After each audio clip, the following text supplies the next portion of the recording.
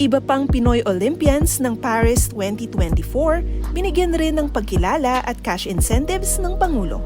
Matapos ang sinasabing mix-up na naging dahilan para hindi makadalo sa naunang Heroes Welcome, ang golfer na si Dottie Ardina at gymnasts Alia Finnegan, Emma Malabuyo at Levi Young Ruivivar ay natuloy na rin ang kanilang courtesy call with President Bongbong Marcos kahapon, August 22. Ayon sa Pangulo na huling masabihan ang iba pang mga Olympians kaya't hindi sila nakauwi.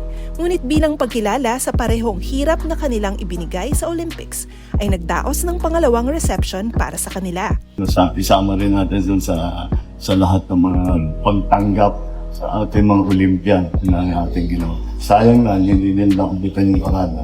Pero at least lahat na everything else nagawa nila. So, we're happy we were able to do something extra. Nakatanggap ang 4 ng presidential citation at tig 1 milyong piso mula sa Office of the President at PAGCOR. Binigyan din ng 500,000 pesos ang kani-kanilang coaching staff.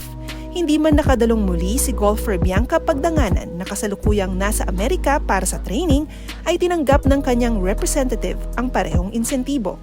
Earlier this week ay ipiniliwanag ni Levi na hindi siya naimbitahan para sa naunang 2-day Heroes Welcome na nadaluhan ni double gold medalist Carlos Yulo at iba pang Pinoy Paris 2024 Olympians.